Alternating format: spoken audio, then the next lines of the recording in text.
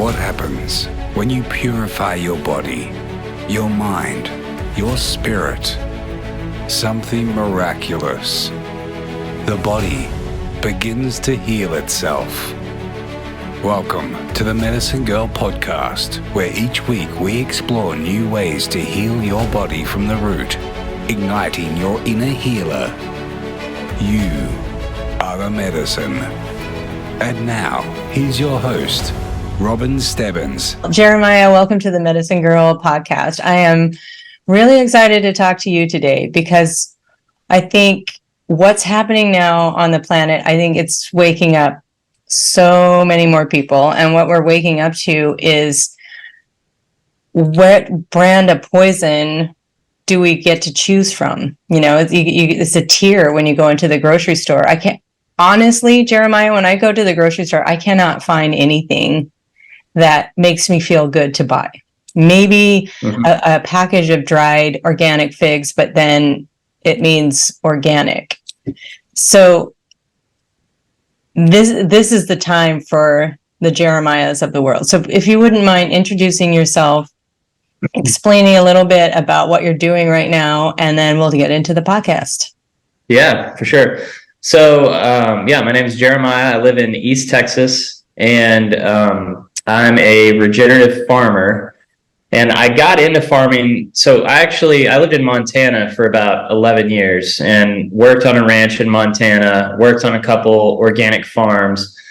But it was conventional organic, which the organic farm actually did pretty well. The person who managed that farm had some really good contacts in restaurants, and they were doing it. They were actually a pretty successful farmer. The rancher I worked for, which is really common in ranching, their ranch eventually went under after I left. And you could just tell that they were following all the conventional models and all the conventional practices of ranching, and there was no money in it. And I really do feel that there's kind of a sinister design to that industry where they've trained farmers and ranchers to farm and ranch in a certain way, which is heavily chemical dependent, which is not only is it not sustainable, but it certainly isn't regenerative. And we can talk about like what the differences are between, sustainable agriculture and regenerative agriculture.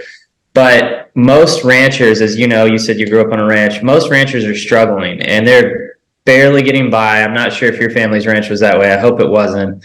One year it may be gangbusters, and then for 5 years they may not make any money at all, and they may be in the red. And that's typically how that goes. So while I was working for these places, I thought, I would love to do this kind of work, but I want to make money if I'm going to work. I don't want to have to stress out like these people are stressing out.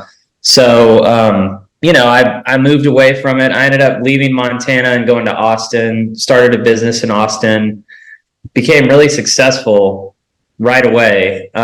Especially for me, I went from a guy that was making no money to making, in my opinion, great money. Other people it wouldn't be enough for some people, but it was more than enough for me. And what I quickly learned, even though I had this business going, I started having a lot of anxiety symptoms and stuff. And I would just be looking at my life and I would be thinking, I don't understand why I feel this way. I have everything kind of going for me. I'd met my wife, I was making good money, and kind of was like totally unfulfilled. So I started going on these quests to figure out what it was. Took a sales job in New Mexico. They moved us out to New Mexico. And then my wife had started a business in Austin.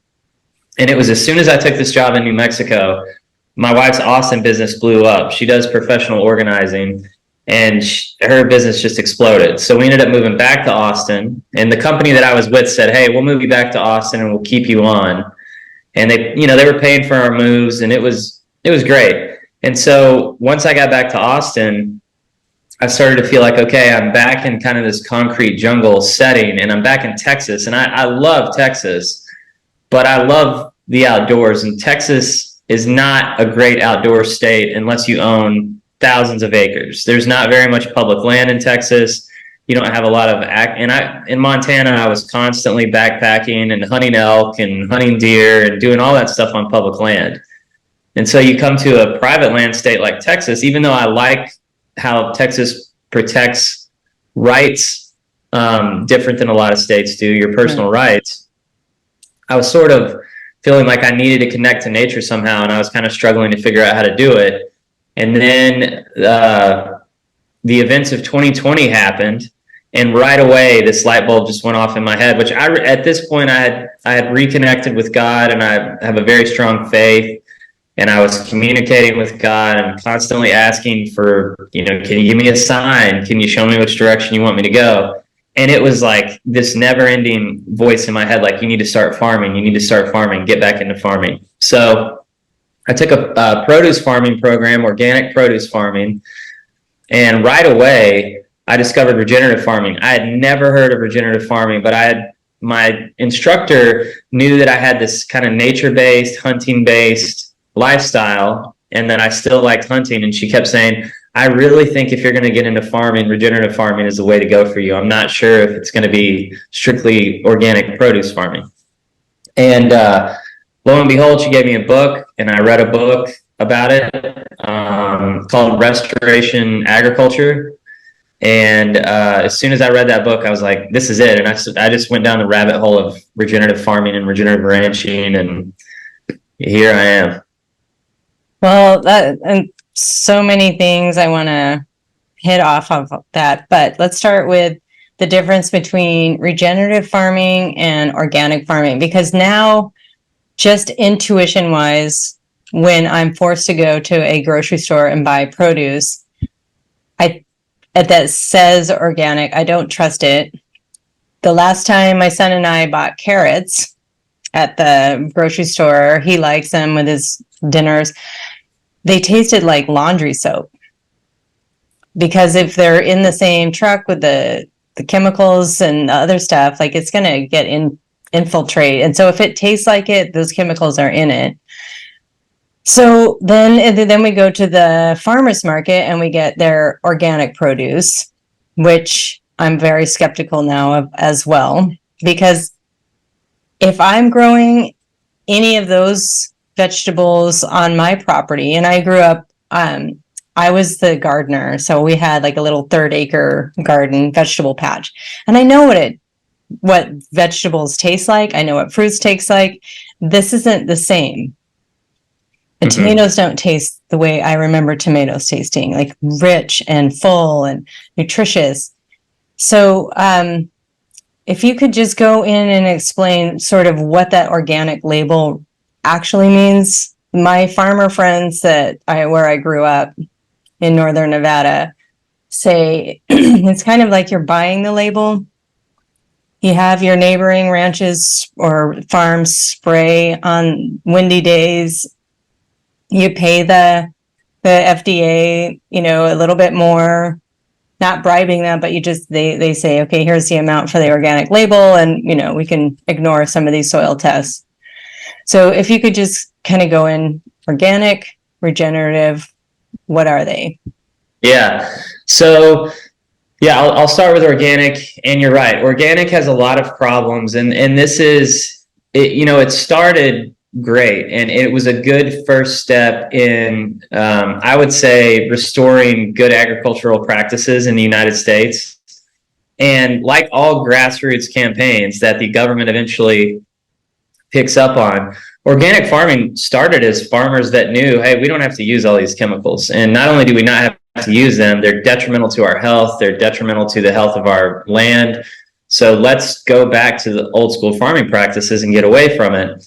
Well, of course, as this industry took off, the government felt like, well, we need to get in and regulate it, which I personally feel like anytime they want to start regulating an industry, they want to figure out how they can capture that industry and start to keep it from growing to a point where it could actually take over for their donors and their buddies and the companies that they're invested in. So organic agriculture, where it really lost a lot of farmers was when they loosened the regulations to the point where you could do aquaponic or hydroponic organic farming. Because when you talk about buying an organic carrot, but it doesn't taste the same, or buying an organic tomato, but it doesn't taste the same, you can grow beautiful produce aquaponically or hydroponically, and you can put fish in that water. You can add all sorts of different elements to that water that are even natural, that are going to boost the nutrient content of that water, and those plants are going to be able to draw the nutrition out.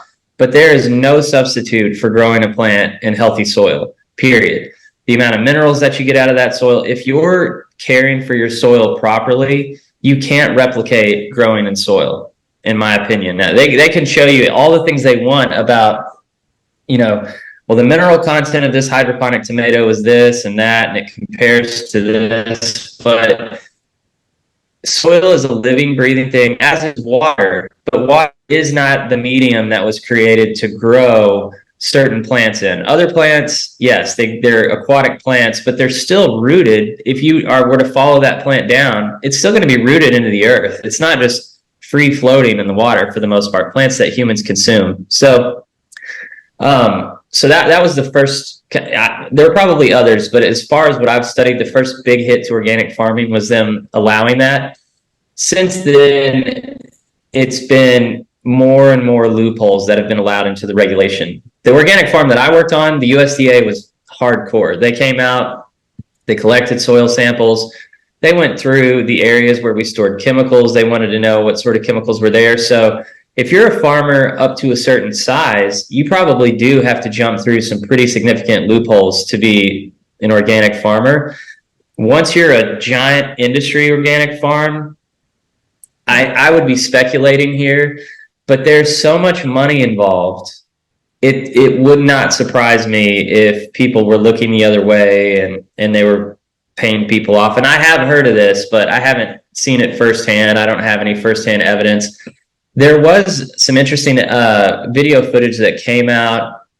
I saw it last year, but there was a woman that worked for USDA, and she was talking about sort of the BS regulations of pasture-raised chicken versus cage-free versus, and for certain chicken production facilities, if it's pasture-raised, they can have that chicken in a pasture, and then all they have to do is open the door on the basically on the shelter that the chicken is in, and if that door is open and that chicken could walk out, it's considered pasture raised. Well, most of the time they don't. And I will say, for meat chickens, that's less of a problem if they're being moved every day. The best regenerative farms that do poultry, for the most part, are going to have a completely confined area. They call it like a prairie schooner or a chicken tractor.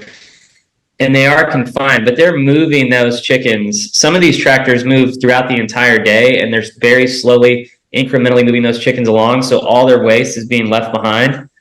Others, when we move ours, we move them twice a day. Sometimes it's once a day, depending on the time of the year, how big they are, how hot it is, and whether or not they can even, because like we just raised chickens through July and August here, they have a really hard time even functioning in the heat of the day. So Right.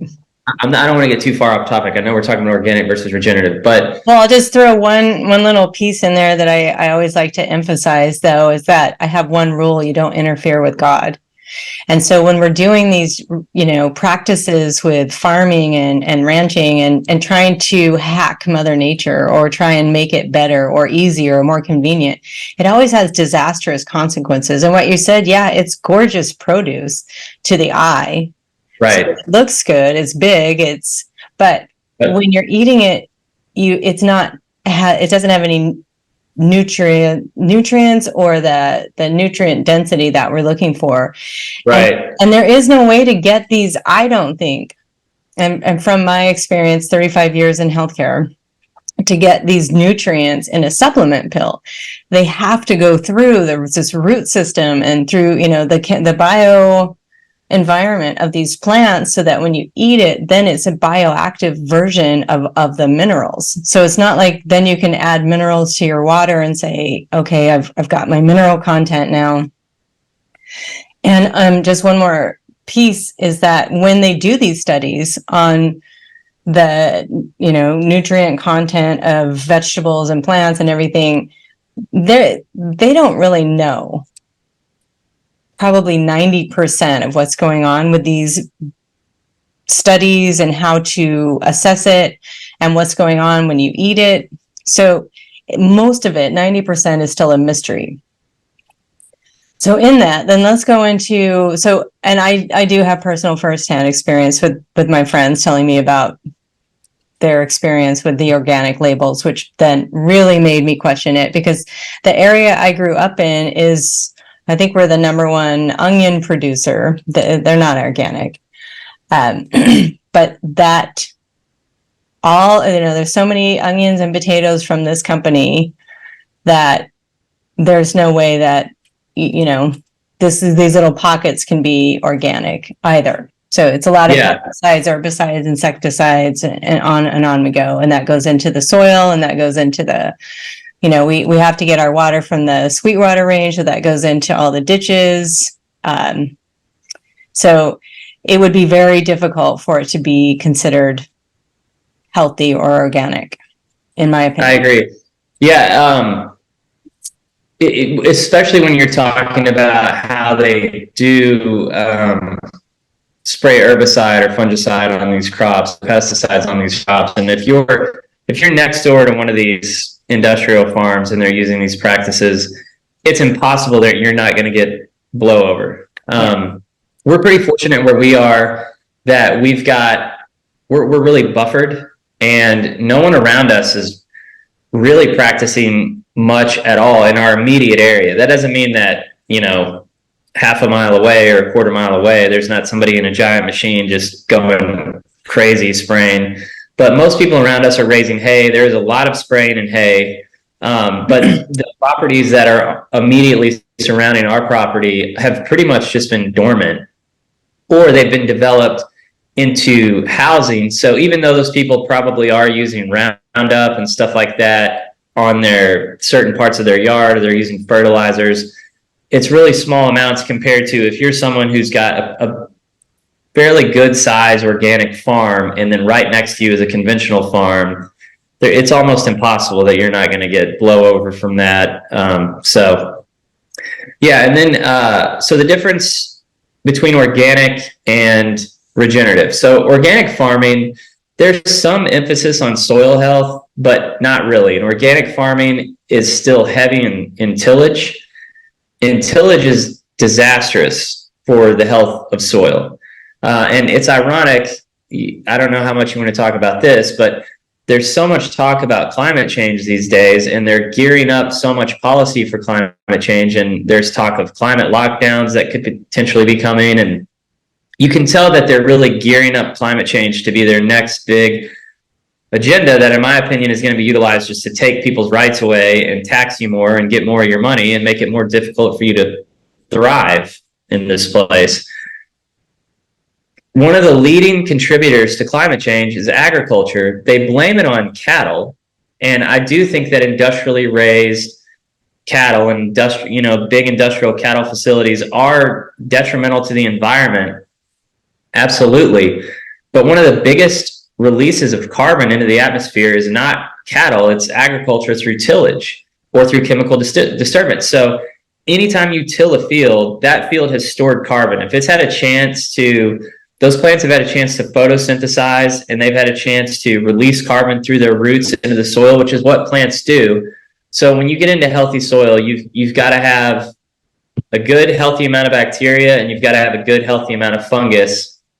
And depending on what you're trying to grow, your bacteria to fungus ratio is going to change. So when you get into like a forest, like an old growth forest, your fungal ratio is way, way higher, which you'll notice when you're going through a forest. You'll see logs that are decaying and there's mushrooms coming out of them. And that all has to do with the fact that that forest has a higher amount of fungus than if you were, say, in a grassland. Grasslands are going to have a high amount of fungus too, but there's going to be a higher amount of bacteria.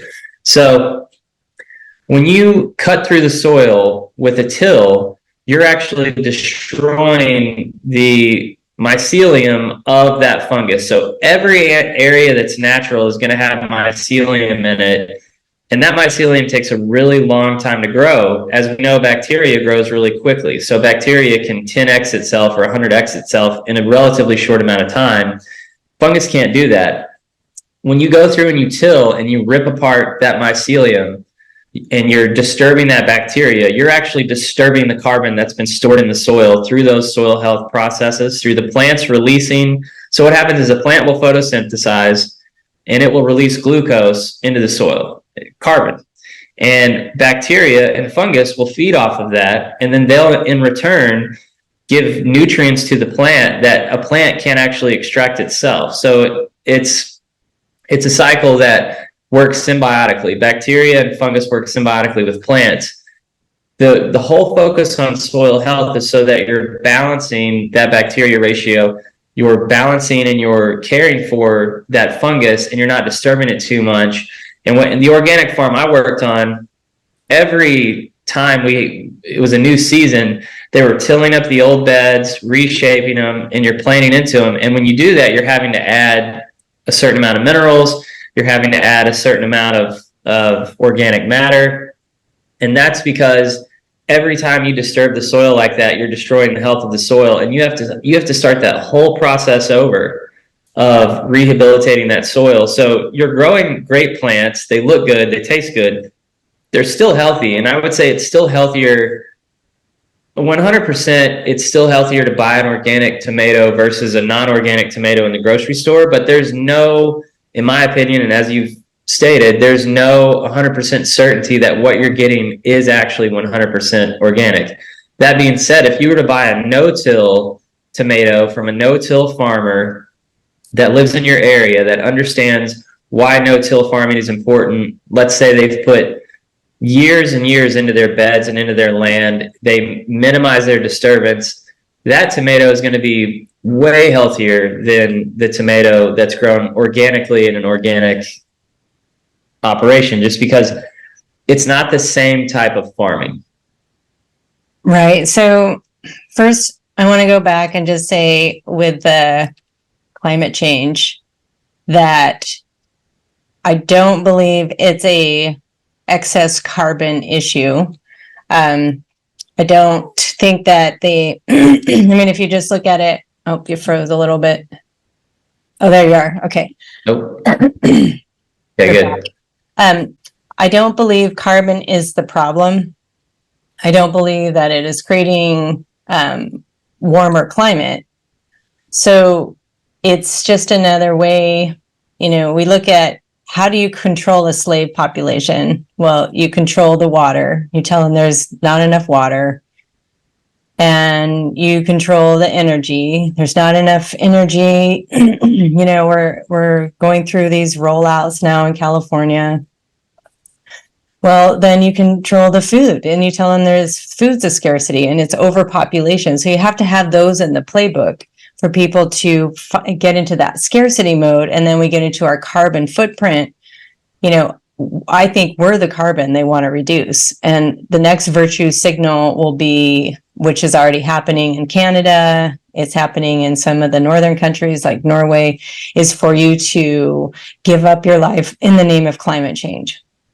So you can go to these, it's the MAID system in Canada, medical assistance in dying. There's pods you can go in and it just gases you, and we don't need to get into that. But yeah, that's where it's going. So I want to be really clear when you say, yeah, you're tilling up the carbon, you're destroying this network that takes years and years and years, maybe decades, to perfect itself. And when we go in thinking we know better, we go in and till that whole network. It's like our nerves, all of these nerves that connect to different parts, so that when I think a thought, I can move my hand instantly. All of those things, like that's what's happening under the soil, creating the things that we don't know, Jeremiah. Like we don't know what's going into that plant that's created underneath the soil. I think it's created by God. So it's perfect. It's perfect in its natural state.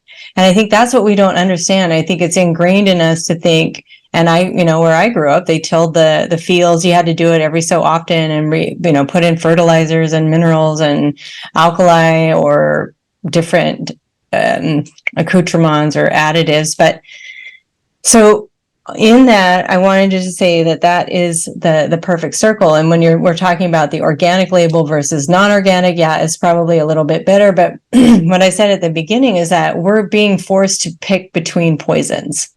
We're being forced to say, okay, what's the least poisonous thing? But they're all still, poisonous to a certain extent. We're very, very resilient to getting rid of these toxins and poisons. But at a certain point, it's like, enough is enough. I'm sick of being poisoned. I'm sick of this whole system. I'm sick of them telling me, what we need to do for the next disaster, and that telling me I'm going to lock myself in my home, or you're going to have to lock your family in your home.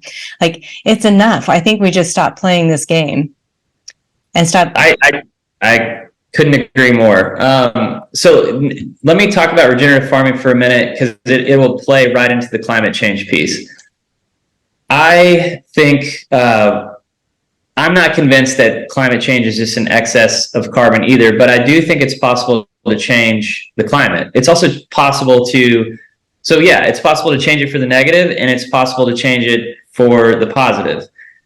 When you disturb the soil the way that we've done over the past 100+ years, it does lead to what's called desertification or desertification. And desertification is just you're disrupting the earth so much that everything that would typically be holding water. So let's say you've just bought a new pristine piece of land. It's never been tilled. It's in its, as close to what its natural state was as it was 500 years ago or 1,000 years ago or whatever. You come right in, and let's say it's several thousand acres, or in the case of the Midwest, let's say that the actual story of westward expansion is true. I mean, I studied it in college and I was told that it's true. Now I live in a world of like, hey, I don't actually know what's real history and what isn't. But let's just say we discovered this new land. We get to the Midwest. It's the most fertile soil we've ever seen.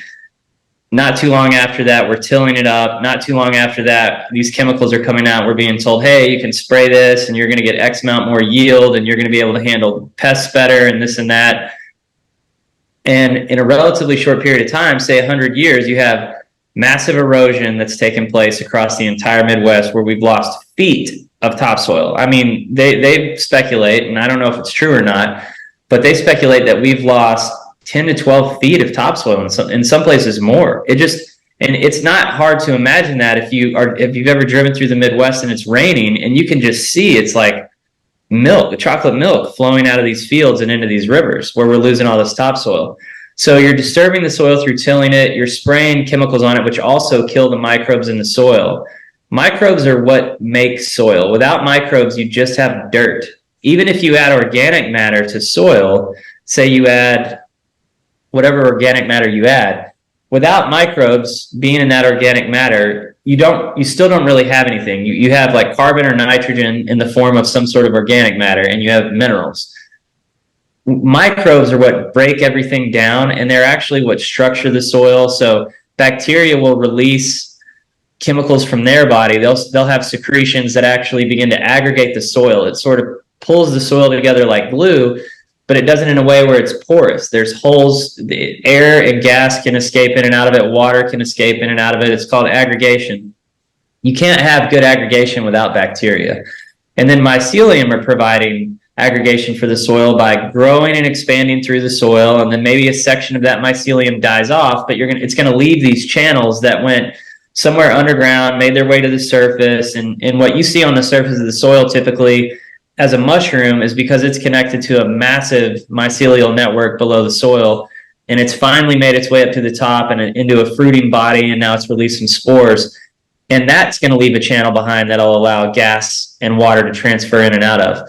When you disrupt that cycle to the point that we have on this earth with the type of agricultural practices that we use, you've destroyed the water cycle in that area for a short period of time. That's the thing. They make it sound like the only way that we can get out of this is by driving an electric car, or we all have to have smart meters on our house and use solar panels. That's not true. We could change our agricultural practices. It doesn't mean that you have to stop eating meat. It means that when we do run livestock, we need to do it in a planned, holistic manner, that we don't just give them the entire pasture and release thousands of them into a pasture, hundreds, and let them eat everything down to stubble. It means that you've got to have land stewards like myself who come in. You look at an area where your cattle are grazing and you say, okay, it's time to move them. And you keep them paddocked. So we keep all of our cows are paddocked behind an electric fence that is portable. I can move it wherever it needs to go. I can take their water. If they need mineral, I can take mineral out there for them. And I can confine them to a certain area, and they'll graze that area down. They'll leave all that waste behind. All that waste provides organic matter for the microbes in the soil. And then I can say, okay, it's time to move them. And we move them to a new area. And now I let that area rest where they just grazed. I'm going to let those plants go through their full life cycle until they're back to the point where they can be optimally grazed again. By that time, they've stored all the nutrients they need, and they're going to start releasing seed, and they're going to start, you'll even notice in the warm season, as soon as your grasses start to turn brown on the bottom, they're ready for you to graze. You'll have a huge area up top on a blade that's green, but down at the base, everything is starting to brown. And that means that plant has reached its full nutritional potential, and it doesn't have to continue giving nutrition to the leaves themselves. So it's storing all those nutrients in its roots, and then it's also releasing oils and fats into the soil, and that bacteria is sitting there consuming this, and then in exchange it's saying, hey, here's some mineral for you, here's some zinc, or here's some magnesium, or here's some copper from the soil in exchange for what you're giving me. So when you disturb that cycle, it disrupts the water cycle. When you disrupt the water cycle, you get less rain. So all of these places in the world where they're saying, oh, it's not raining anymore and it's so hot and it's because of climate change, that's partly true, but that mostly has to do with the fact that we've disrupted the natural cycles so much, and not through the release of carbon into the atmosphere, through what we're doing actually physically on the earth. And I'll probably be, if I continue to go on shows like this and get more of a voice, I'll be probably wildly unpopular among the regenerative farming and ranching community, because so many of them, and I get why, there's a lot of opportunity for regenerative ranchers, and we'll take advantage of it as well if we can, in terms of carbon sequestration, because they're going to build a model where companies can buy carbon credits. And a ranch like ours, I can sequester carbon. I have all the data to show that if I manage my animals properly, that we can actually draw carbon from the atmosphere through our plants, store it in the soil, and a company can come to us and say, hey, you've got X amount of acres, you're able to sequester X amount of carbon. We're a manufacturing company. We have to release carbon. We'll buy carbon credits from you. So essentially they'll pay us, and we'll say that we're sequestering carbon for them. Mm-hmm. But it is possible to change the climate, and it is possible to make it drier. It's possible to make it hotter.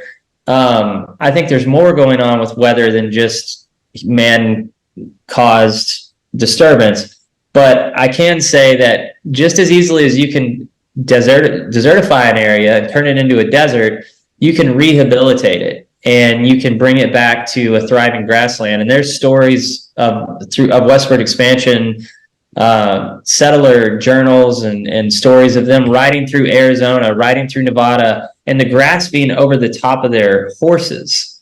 And now you go to those areas and there's barely any grass there, and it's like bare dirt, and people think it was always like that, and I really don't think it was. I think that had to do with bad grazing practices, bad agricultural practices, and not rehabilitating the land properly. And there's some great regenerative farmers. There's a guy named Jaime Elizondo. He does a lot of ranching down in Mexico. He uses a method called total grazing or ultra high density grazing. They get less than 5 inches of rain in some of these places, and they're rehabilitating these grasslands in these desert areas in Mexico, and they're bringing them back to really, really fertile areas, all through managed grazing of cattle and sheep, just being really strict and disciplined about how often those animals graze an area, how much rest that area gets. They're bringing these grasslands back. And what that will do, It's going to increase rainfall in areas. So there's data and studies that show that where you've got large regenerative farms or ranches, they actually have their own microclimate. And there's a great story you should look up, Bamberger Ranch. They're in the Texas Hill Country. Bamberger Ranch was bought by the vice president of Church's Chicken when he retired from Church's Chicken. And he's really rehabilitated, I think it's either 3,000 acres or 5,000 acres.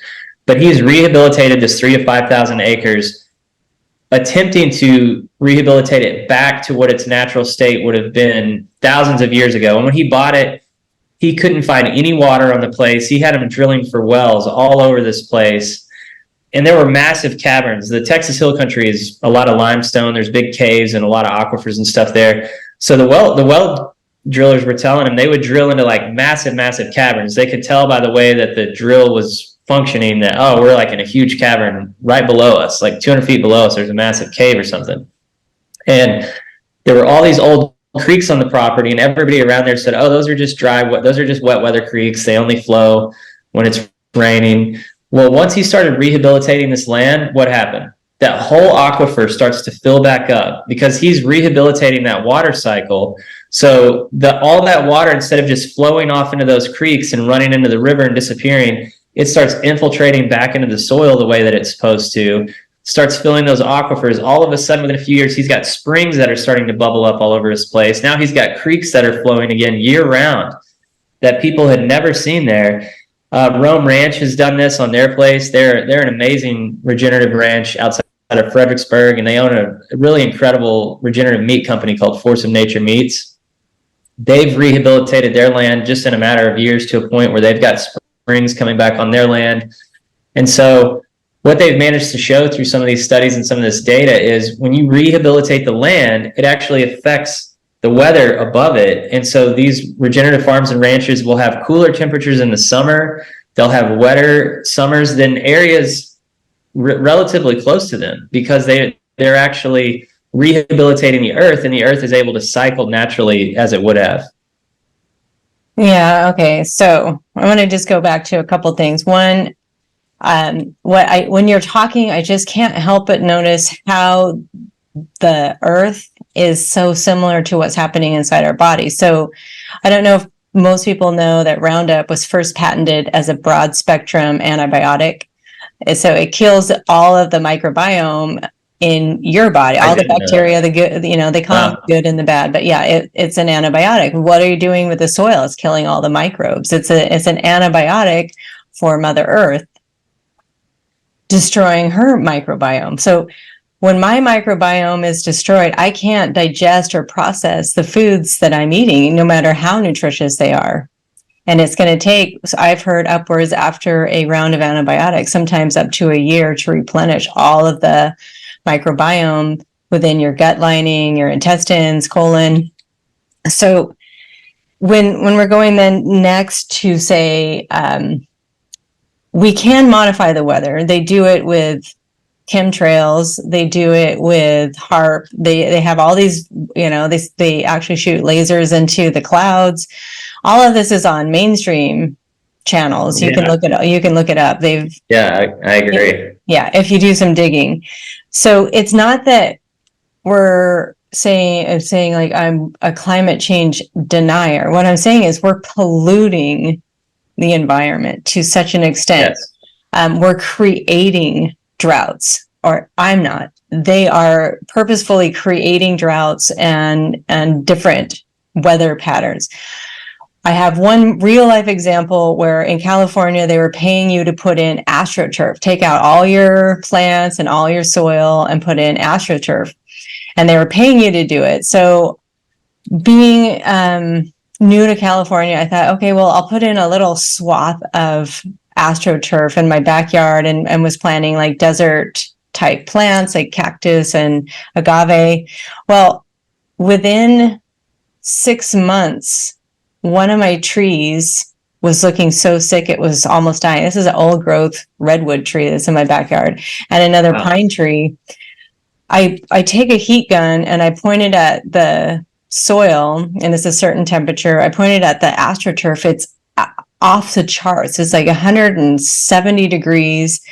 the smells going off it. So it's like this plastic. So I really woke up to that. I rolled it up, took it out, and somebody else threw it in the garbage. That was smart of you to even know to do that. That's awesome. And then I just started planting all of as many plants as I could, all in the area. So now the tree's health is coming back. The temperature in the backyard is now much cooler.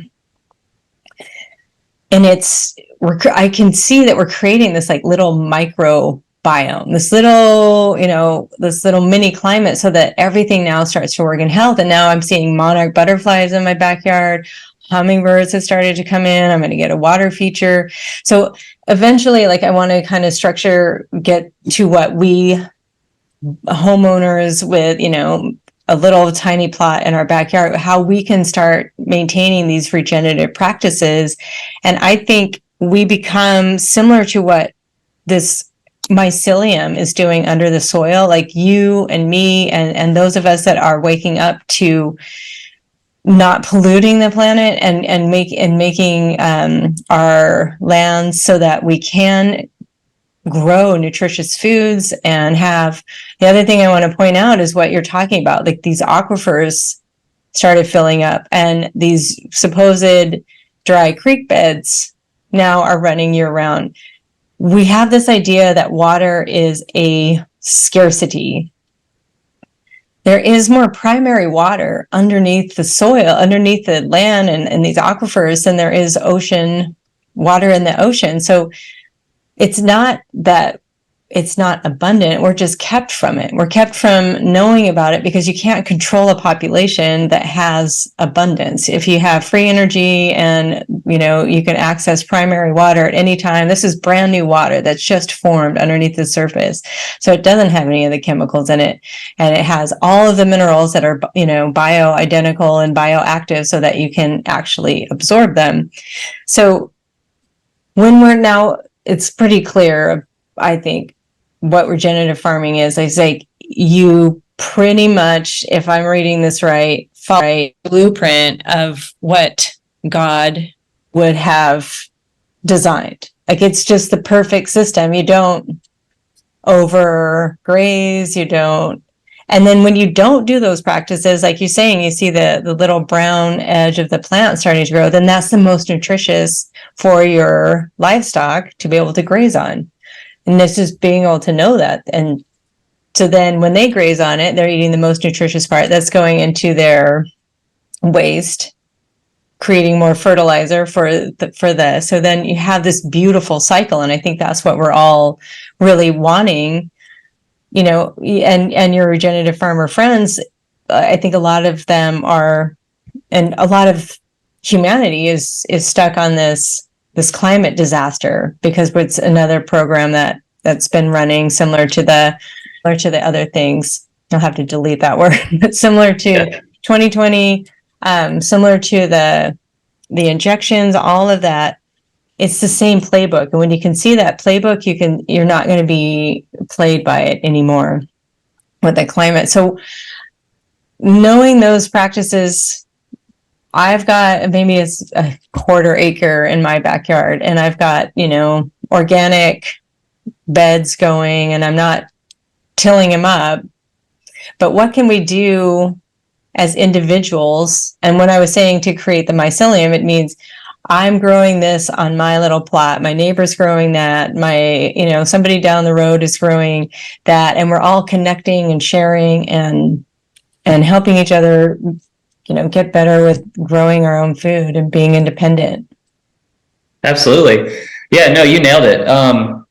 So one of the things you can do, one of the things that a lot of, for content purposes, that a lot of organic or regenerative farmers will do is they'll take a thermometer out, like a laser thermometer, and they'll shoot the ground on a bare area or on an area that's sparsely covered in the heat of the day in the summer. And you're right, it'll read 150 degrees, 160 degrees, maybe more. And they'll go over to an area where they have like a beautiful cover crop going, or they've left some sort of, they call it stockpile behind, where you let everything just grow. And a stockpile area might be an area where you run your animals in a bad drought And because you've let it grow so much and it's provided shade and there's all this cover for the soil, then that soil is going to hold more water. It's going to maintain cooler temperatures. You're going to have green grass there longer than you would in other places. So they'll go over to there and they'll move the grass out of the way and they'll shoot the laser at that and get a temperature reading. It'll be like 90 degrees or 80 degrees. So, you've got like a 60 or 70 degree difference. It's very common. So that was really intelligent of you to know to do that to save your tree in the backyard. So this is a big thing for me that I would love to get people involved with what you said as well. You can grow a ton of food. I mean, if you have a quarter acre, you could grow way more food than you could ever eat on a quarter acre. You could probably feed 5 to 10 families. Like you could provide, I'm not saying all 10 families could eat 100% off of what you grow on a quarter acre, but you could provide, a significant portion of their diet on that quarter acre. So think just like you said, if you got 5 neighbors involved or more, if you could start building a community of people around you where everybody went into their backyard, and let's say you've got an 1/8 of an acre or a 1/16 of an acre, but you're communicating with all these other people. Let's say you can only grow in buckets or, galvanized tub, or who knows? I mean, I think people need to get creative. I think people need to build a community of like-minded people as much as you possibly can. Don't get too divided. There's a lot in the truther world. It's like, oh, you're a truther, but you don't believe that, and I do, so now I can't stand you. Right. That's another program. Yeah. Just to divide and separate because of different beliefs. Exactly. And they do it with race, and they do just all the race stuff that comes up, especially when I was in the organic farming program. They have totally captured. I was blown away. There were all these young people younger than me in the program. I'm 43. And there were people in their 20s, and they were gung-ho about communism and gung-ho about socialism. And they learned all this in college. They got into these college farming programs, and they just beat them over the head with communist propaganda and socialist propaganda about how we should all just let the government care for everybody. And the government is this it's their God, basically. It's their new religion, I guess, or it's their God. And they think that the government would never harm them, that if the government controlled everything would be fair, there would be total equity. And I got so much reverse racism in that program, it blew my mind. I was constantly being told, I didn't deserve equal opportunity to women in the program or to anybody that was of color or anybody that was gay or trans. I was at the bottom of the barrel as a white male. And they told me that to my face, you know, and I was just like, well, this is crazy, because when I was in college, it was like, hey, how about no racism? How about no sexism? Not how about just treat a person based on their merits? Yeah. So there's all this division that takes place, and it's brilliant. However, whoever they are and however they infiltrate and they do what they do, they've done a great job keeping people separated and keeping people divided. Yeah, so I will just say one thing. I think we give them too much credit because they're working backwards from the end goal. And so it's easy to manipulate, people's minds. Look up Jason Christoff. I did a podcast with him, but his work, I follow him. Yeah. His mind control, just his blogs alone, but he'll put in videos of how they can easily manipulate you and do mind control. And so they're not brilliant. They've just been in power for so long. We can trace it back to so I just don't want to give them too much credit because it can seem like they're these diabolical geniuses that are, puppeting us and there's just no hope. They're not that powerful. They're not that strong if we starve the system. we need to stop buying Starbucks, going to their stores, buying their produce, buying any, going to Amazon. We start cash transacting with one another. We start creating our mycelium in our communities with everyone. Like you said, I love that you said that. It doesn't matter what side of the fence they're on, because that side of the fence, I believe that's theater. I think it's all programs, political candidates. It's candidate selection, not election. These borders, I don't believe that, we aren't already just kind of one world government. It's the borders of our countries are to divide us and anger us and let us, give however many billion to Ukraine because they're good. And we need to continue to keep that narrative going so that we're divided. So we're very weak as a divided country. But when we can come together and grow these, beautiful gardens with our neighbors and start talking about regenerative practices, then the FOMO can be, I don't want to miss out on being able to grow nutritious food and find primary water and do all these things that could create an actually healthy community. Yeah, I agree 100%. And you're right. I agree with you. They're using the same playbooks they've used forever. So it is easy. When you've got that, it's easy, So yeah, what are some things that people could do? Number one, there's got to be, if there are a handful of people around you, start communicating with them. Hey, I want to grow some food. It does not matter if you don't know how to grow food. It's not as hard as you think. You are going to make mistakes. Things are going to die. You'll figure it out. But now is a good time to start.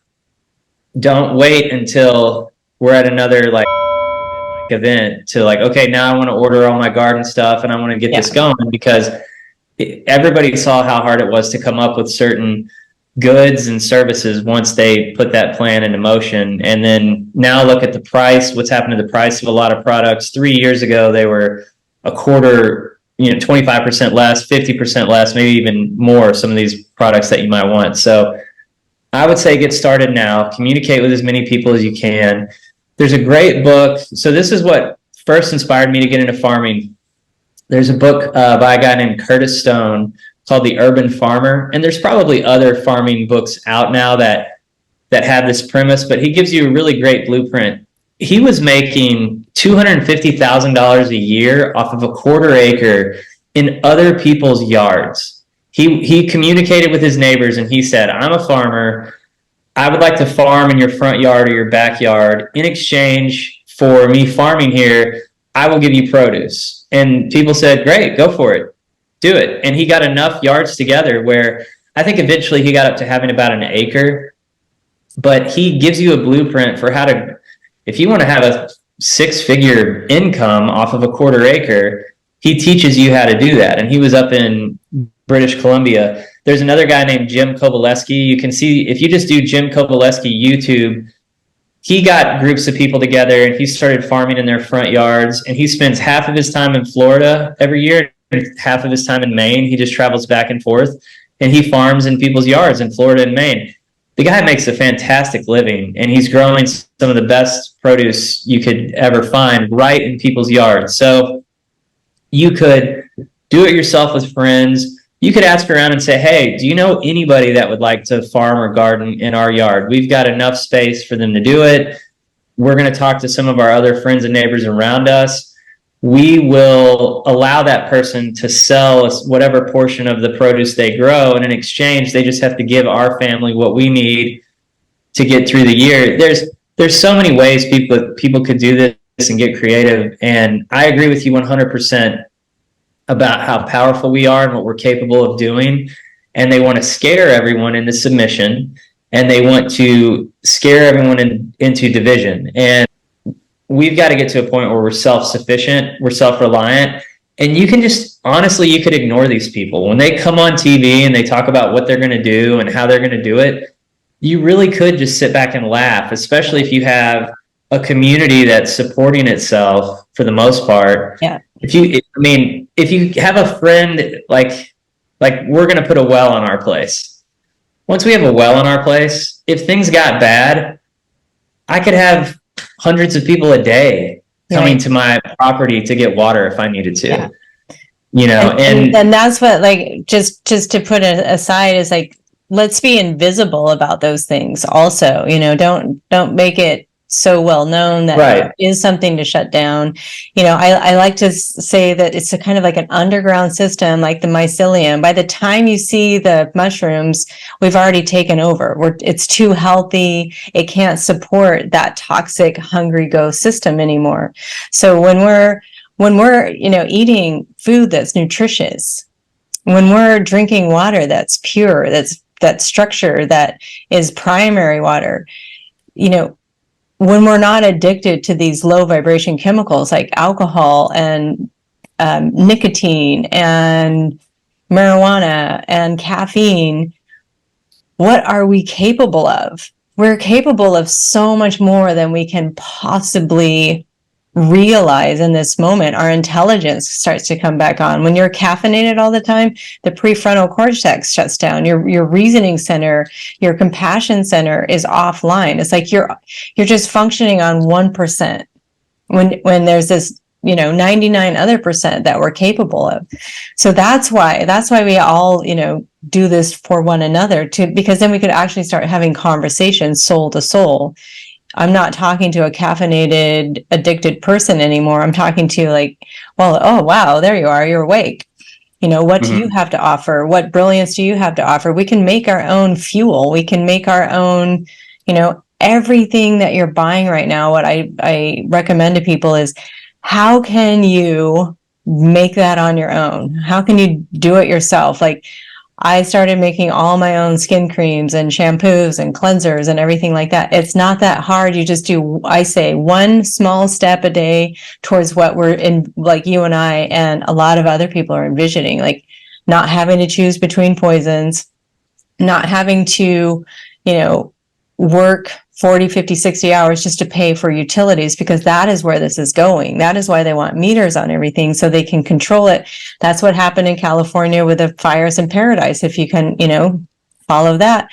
The attorneys sued the power company, and then what happens? We get higher power bills. We get these rolling blackouts. We can't use our power now from 4 to 9 p.m.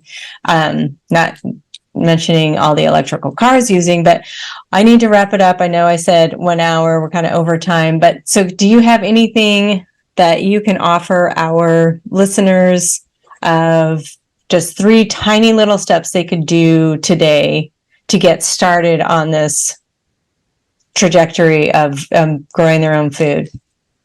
Yeah. So first, I would say, if you really feel like you can't grow your own food, get to know local farmers around you and really ask them, what are your agricultural practices? What are your values about the land? Like, dig into that person. Just because they're at the farmer's market doesn't mean they're actually growing your food in a way that you may want them to. And you should ask. There is someone in your area that does share your values with farming.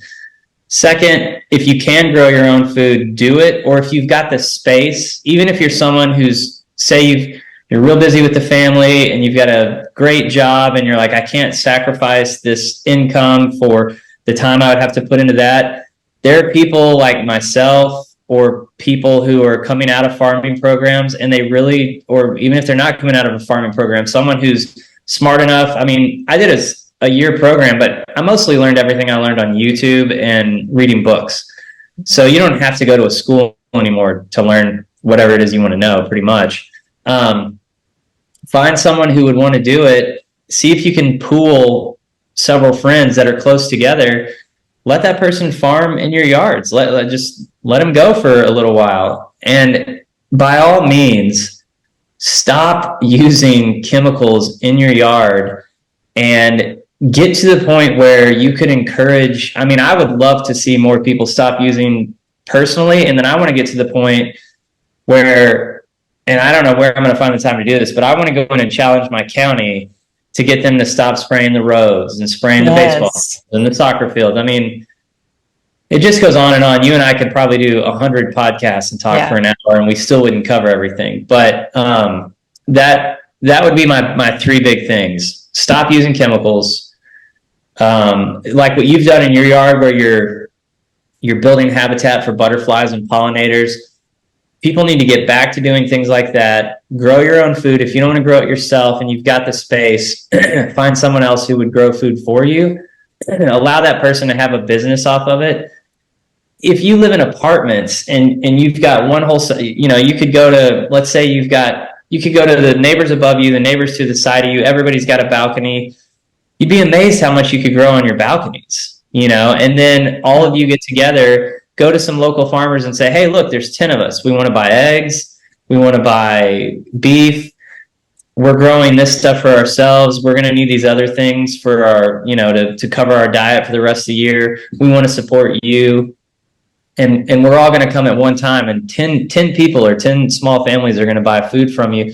That farmer's going to be like, I'm prioritizing those 10 people. Like on our farm, we have a list of customers who every week they want eggs or they're going to want chicken, or that's our top priority. Anything we have after that, we're willing to sell to people, but we're going to take care of those people who have dedicated their financial resources to us and given us a commitment. Any farmer is going to do that.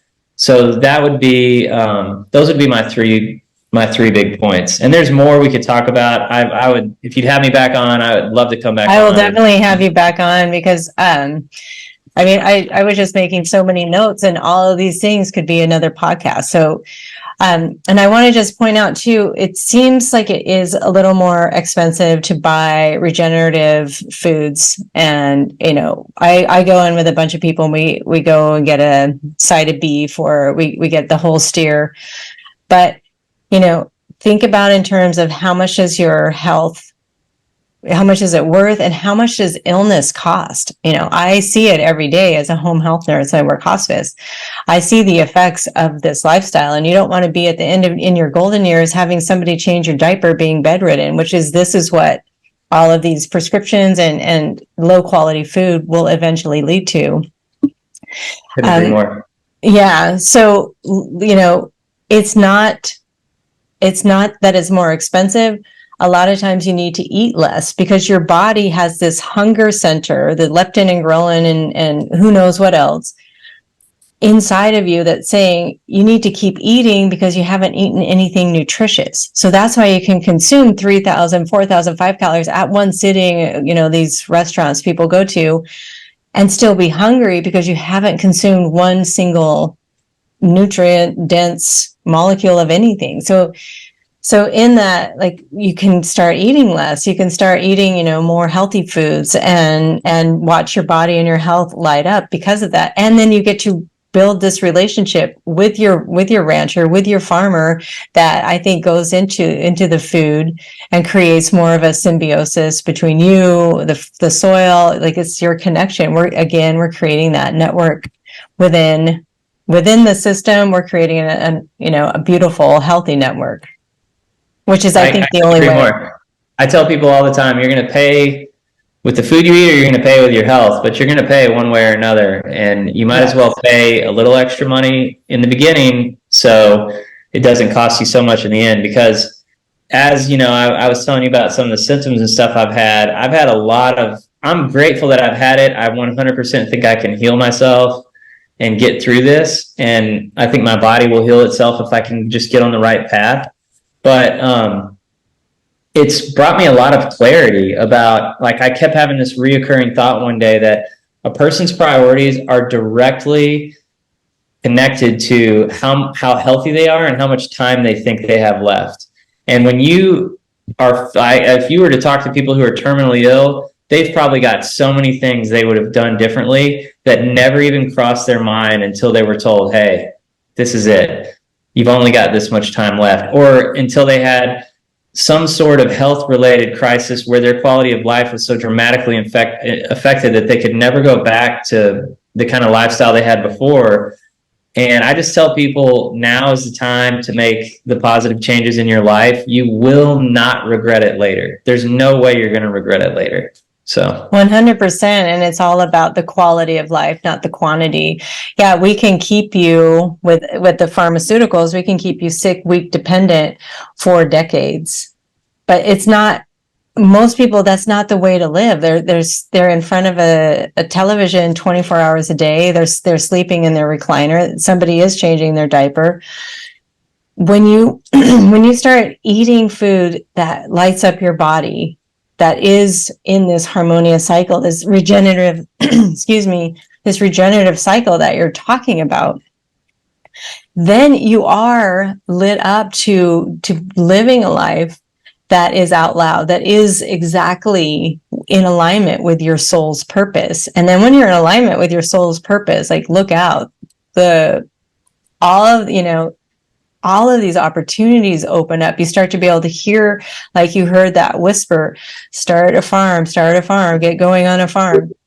You're able to hear that spirit within you light up, and your life is so much better. I can promise you that. I don't think we have these substances. We don't drink alcohol and smoke cigarettes and smoke weed and whatever because we have a crappy life. We have a crappy life because we are on those substances. And once you're off of it, you don't tolerate a low level existence anymore. You rise up to your potential. So in that, like, I don't think you can rise up to your potential without good, solid food. So thank you so much, Jerimiah, for spending this hour and almost an hour and a half with me. And where can people find you? Your farm name is Field to Fork Farms. Yeah. I like that. Yeah. So we're on Instagram. You can find us on there. We're on TikTok. I don't go on TikTok a lot, but there are certain things about TikTok that I like. But you can find us on TikTok. Our website is just www.fieldtoforkfarms.com. We have a Facebook, but we haven't really done much to it yet. We need to get started because we have more and more products now, and that's kind of what we were waiting. It was like a chicken or the egg scenario. Like, we don't have a lot of products, but we've got the social media, and so when are we ready to kind of release the Kraken, I guess? And now we've like built up our inventory to the point where it's okay. Let's start funneling everybody in, get our online store up and running. But you can find me on there. I love to talk about farming. I love to help people with ideas on farming. You can DM me. You can send me an email through the website, whatever you want to do. And thank you for having me on. And I love what you're doing. And it's important that people have these conversations and that we put it out there. It really does change people's lives. And we live in an age now where you have so much access to so much information. We really need to take advantage of it while we can, because I don't know how much longer it's going to be easy to find information like this. So it's going out, and I like to go to the little libraries people put in their yards and look for older books, like get books and get things in printed. And if you find something on the internet that looks good, like print it out and say, I do that all the time. I have a library of farming books, and my wife is like, how many of these books do you need? And I'm like, all of them. A day where like you can't get them. That's right. At that point, I guess once the knowledge is in here, I'll be able to say, hey, let me give you this book, or maybe I start my own little farming library. I have no idea, but that information is powerful and we need it. Yes, it's very powerful. We need it. And that should be in your grab bag too. I was in Lahaina during the Maui fire. So now I'm more intent on like, get your grab bags, but take your books. I know they're heavy, but take your book. Thank you so much, Jerimiah, for being on the Medicine Grow podcast. I really appreciate your time. And all the links of what he's talking about and the books and everything will be below in the show notes. Thank you. I appreciate it.